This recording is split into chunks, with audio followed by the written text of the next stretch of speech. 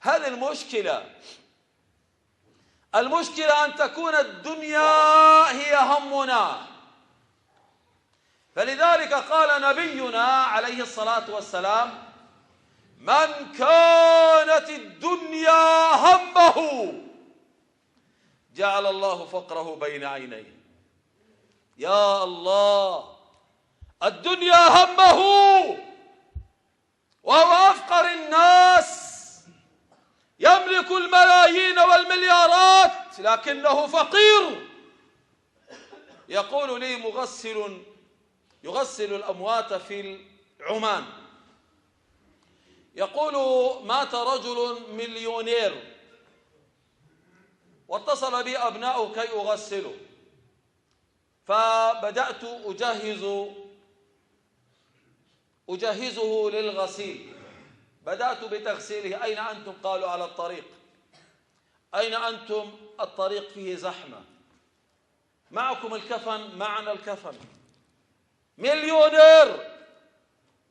يا شباب ما بقي وقت. قالوا: والله يا شيخ أن الطريق مغلق. سبحان الله، ما ندري إيش القصة، من طريق إلى طريق. طب بدنا نكفن الرجال، خلصنا غسيله. فقام عامل بنغالي يشتغل في هذه المغسلة، ينظف. قال: أعطيك كفن من عندي لوجه الله لهذا الرجل. قلت: بارك الله فيك. فجاء بكفن هذا البنغالي وأعطاني إياه، وكفنت فيه المليونير فقير لا يملك ثمن الكفن. هذا الكفن تصدق به عليه، لا يملك ثمن الكفن. جعل الله فقره بين عينيه وفرق عليه شمله. مو قادر يجمع،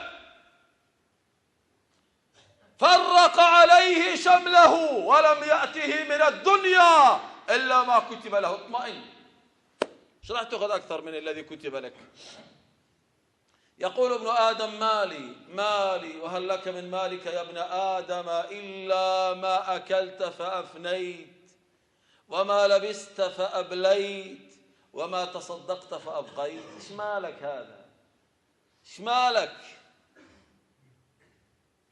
ومن كانت الآخرة همه جعل الله غناه في قلبه، وجمع الله عليه شمله، وأتته الدنيا وهي راغمة. الدنيا تأتيه تحت أقدامه. لو أن لابن آدم واديا من ذهب لتمنى أن يكون له واديان. فقير معاه مليار بده مليارين. طب معاه 50 مليار بده 100 مليار. طب معاه 100 مليار بده 200 مليار. طب ماذا ستصنع بكل هذه المليارات؟ ماذا ستصنع في كل هذه الملايين؟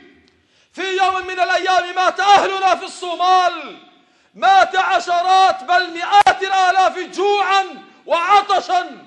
وأين كان المسلمون؟ وأين كانت ملياراتهم؟ وأين كانت ملايينهم؟ وأين هم الآن؟ تحت الأرض لا يعلم بحالهم إلا الله. لا يملكون أكفانهم التي دفنوا بها. تركوا قصورهم وتركوا أموالهم ونزلوا تحت الأرض، لا حول لهم ولا قوة إلا بالله. أين ذهب مالهم؟ أين ذهب جاههم؟ فلذلك قال بأبي وأمه عليه الصلاة والسلام: إن روح القدس نفث في روعي. روح القدس جبريل. إن روح القدس نفث في روعي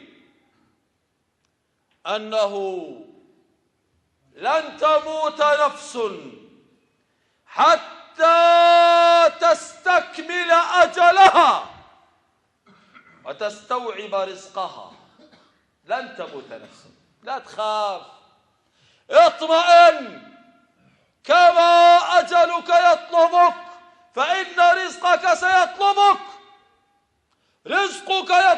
رزقك كما يطلبك أجلك. لا تخاف، اطمئن، سيأتيك رزقك ولو كنت تحت الأرض. أنه لن تموت نفس حتى تستكمل أجلها وتستوعب رزقها، فاتقوا الله وأجملوا في الطلب. إياك أن تذل نفسك من أجل المال، لن تأخذ إلا ما كتب الله لك، فاتقوا الله وأجملوا في الطلب. اتقوا الله وأجملوا في الطلب. ولا يحملن أحدكم استبطاء الرزق أن يطلبه بمعصية الله، فإن الله تعالى لا ينال ما عنده إلا بطاعته، مو بمعصيته. استبطاء الرزق لا يحملن أحدكم أن يطلبه بمعصية الله. وهذا حال كثير من الناس الذين يسرقون والذين يفسدون والذين يتآمرون والذين يخونون والذين يبيعون والذين يشترون. ماذا يريدون؟ يريدون مالا، هذا المال ليس لكم، ستموتون وستتركون الأموال خلفكم. ماذا ستأكلون من هذه الدنيا؟ ليس لك من مالك يا ابن آدم إلا ما أكلت فأفنيت ولبست فأبليت، هذا مالك، هذا مالك، وتصدقت فأبقيت، كله سيذهب لغيرك، وربما لأناس كنت لا تحبهم سينتقل المال إليهم. هذه سنة الله عز وجل. كيف يكون الإنسان همه الآخرة؟ كيف يكون هذا الإنسان همه الآخرة؟ في الحديث الصحيح ربيعة بن كعب الأسلمي شاب صغير فقير من أهل الصفة معدم، ليس لهم مكان يأويهم، ليس لهم لباس في بعض الأحيان يستر عورتهم، لا يجدون ما يملأ بطونهم. هذا الغلام الصغير كان يخدم النبي عليه الصلاة والسلام. أعجب النبي بذكائه وبنباهته، كان يأتي النبي بحاجته ووضوئه، يعني يأتي بالماء الذي يتوضأ به النبي عليه الصلاة والسلام. أراد النبي أن يكافئه، قال سلني، سل، ماذا تريد؟ قال أريد مرافقتك في الجنة. قال أو غير ذلك؟ أو غير ذلك؟ قال هو ذاك، أنا لا أريد إلا أن أكون معك في الجنة. فقال النبي عليه الصلاة والسلام إذن فأعني على نفسك بكثرة السجود، أكثر من السجود لله. قال فما رؤي إلا راكعا أو ساجدا. هو لا يريد، كان يستطيع أن يطلب مالا، فقير من أفقر خلق الله، ماذا يتمنى الفقير؟ وفي المقابل رجل مر عليه النبي عليه الصلاة والسلام أعرابي أكرم النبي، عنده مال، والنبي عليه الصلاة والسلام يؤصل ويعلم ويربي. قال له ائتنا، مر علينا، لأن النبي عليه الصلاة والسلام يريد أن يكافئه. من صنع إليكم معروفا فكافئوه، مش اتقي شر من أحسنت إليه. من صنع إليكم معروفا فكافئوه. يريد النبي عليه الصلاة والسلام أن يكافئه وأن يرد له جميله. فيأتي الأعرابي فيكرمه النبي عليه الصلاة والسلام أيما إكرام، ثم يقوم أمام الصحب الكرام فيقول له سلني، اطلب ما تريد. شرأبت أعناق الصحابة، ماذا يريد هذا الرجل؟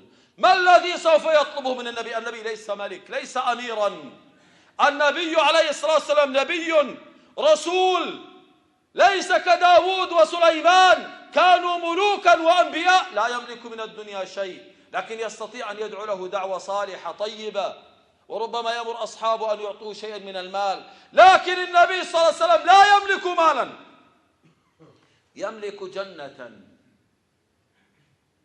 الملوك يملكون أموالا لكن لا يملكون جنة.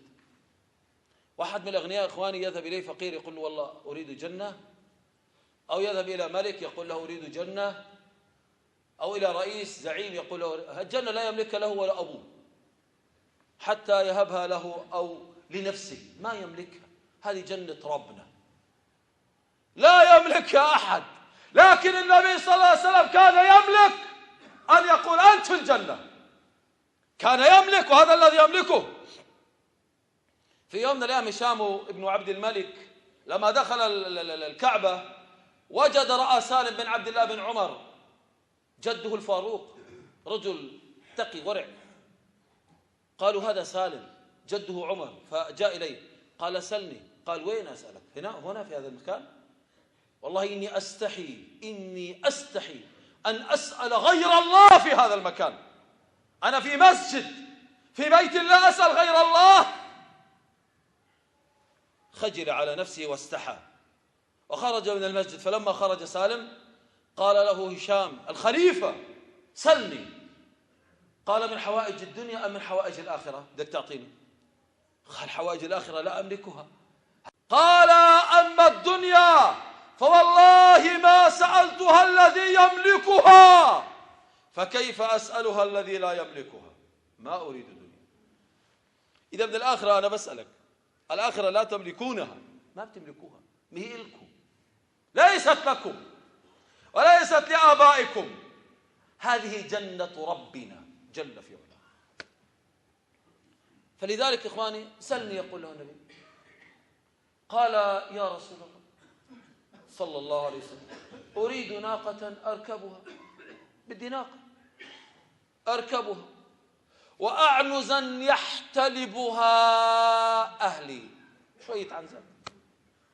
تأثر النبي عليه الصلاة والسلام، وإذا تأثر النبي ظهر ذلك في وجهه. في بعض الأحيان يتغير لونه عليه الصلاة والسلام كأنما فقئ في وجهه حب الرمان. عندما يتغير لونه تأثر عليه الصلاة والسلام. ثم نظر إلى أصحابه، أراد أن يعلمهم، أراد أن يربيهم. قال عليه الصلاة والسلام أيعجز أحدكم أن يكون مثل عجوز بني إسرائيل؟ شوقهم النبي صلى الله عليه وسلم. من عجوز بني إسرائيل؟ قالوا وما عجوز بني إسرائيل؟ قال موسى عليه السلام لما خرج من مصر مع علماء بني إسرائيل، مع بني إسرائيل، ضلوا الطريق ماشيين، ضاعوا، روحوا يمين يسار، ضاعوا. ثم قال موسى لعلماء بني إسرائيل، موسى كلم الله، قال لهم ما هذا؟ شوفي علماء بني إسرائيل عندهم سر. لما رأوا أنه ما في خلاص ولن يستطيعوا الخروج إلا أن يعترفوا بالسر، قرروا أن يعترفوا. شوفي قالوا يا نبي الله لما يوسف عليه السلام حضرته الوفاة أخذ علينا العهد والميثاق ألا نخرج من مصر إلا وجسده معنا، أي نذهب إلى قبره ونخرج جسده معنا، ما بده يضل بمصر، بده يخرج من مصر، بدوش يضل بمصر. قال نبي الله موسى دلوني على قبره. أين قبره؟ قالوا والله ما ندري أين قبره، ما بندري. هناك امرأة منا من بني إسرائيل، هذه المرأة تعرف أين قبر يوسف. قال ائتوني به، فجيء بالمرأة العجوز. قال موسى عليه السلام دليني على قبر يوسف. قالت لا حتى تعطيني حكمي، أنا عندي شرط. قال وما حكمك؟ ما هو شرطك؟ قالت أن أكون معك في الجنة. أنا بدي أكون معك في الجنة. مع من؟ مع موسى كريم الله، نبي الله، رسول الله، من أولي العزم من الرسل، هذا موسى. فكره أن يعطيها حكمها، إذ قيل طلب كبير، فكره أن يعطيها حكمها. فأوحى الله إليه أن أعطها حكمها يا موسى، اعطيها بتستاهل. فأعطاها حكمها، فأخذتهم إلى مستنقع ماء، مكان فيه ماء كثير. قالت انضبوه، فرغوه من الماء. فلما فرغوه قالت احفروا، فلما حفروا فإذا بيوسف عليه السلام، فأخرجوه فإذا الطريق كضوء النهار. لا إله إلا الله. يجيك واحد صعلوك تافه قال بيقول لك أنا بدي أعلمك شو بصير معك. شوفوا يا إخواني، نبي رسول من أولي العزم من الرسل، كريم الله، ليس بينه وبين الله واسطة ولا بينه وبين الله حتى جبريل عليه السلام يتكلم مع الله من غير واسطة. يقول وين قبر يوسف يا ناس، دلوني على قبر يوسف. لا يعلم أين قبر يوسف عليه السلام. ويأتيك واحد يقول لك أنا بعرف شو راح يصير معك بكره. هذا الكفر بعينه. انظروا اخواني الكرام، ما هو همها هذه المرأة؟ ماتت. أين هي المرأة هذه مع موسى في الجنة؟ هذا شرطها. أين ذلك الصحابي مع النبي عليه الصلاة والسلام بالجنة؟ لا يريدون من حطام الدنيا شيء، همهم الآخرة. فمن كانت الآخرة همه جعل الله غناه في قلبه وجمع عليه شمله وأتته الدنيا وهي راغمة. أقول ما تسمعون وأستغفر الله لي ولكم فاستغفروه.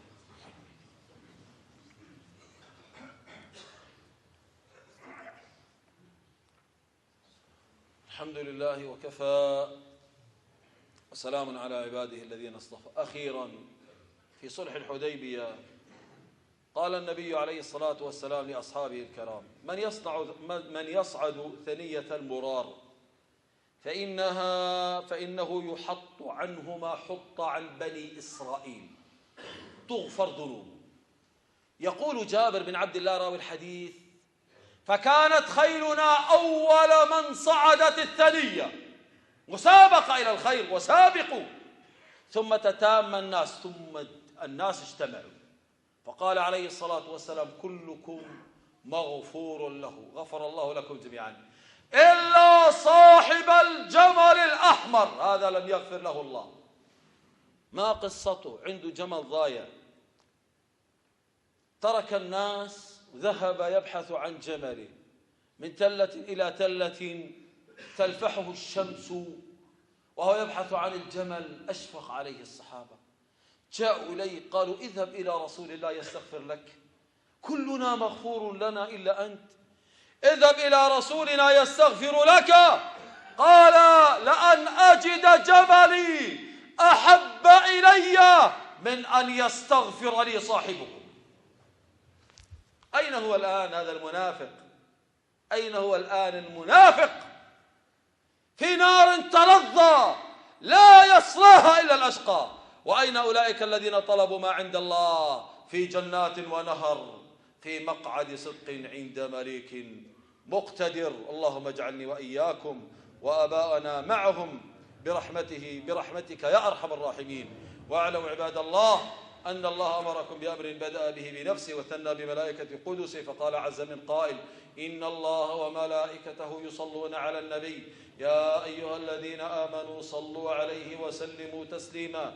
لبيك اللهم صل على محمد وعلى آل محمد كما صليت على آل إبراهيم إنك حميد مجيد. اللهم بارك على محمد وعلى آل محمد كما باركت على آل إبراهيم إنك حميد مجيد. اللهم أعز الإسلام والمسلمين، اللهم أعز الإسلام والمسلمين، اللهم انصر من نصر الدين، اللهم انصر من نصر المستضعفين، اللهم فرج كرب أهلنا في سوريا، اللهم من استقوى عليهم بدباباته وطائراته وراجماته اللهم أخزه في الدنيا والآخرة، اللهم اكسر شوكتهم، اللهم فرق جمعهم وشتت شملهم وأرنا فيهم عجائب قدرتك يا رب العالمين.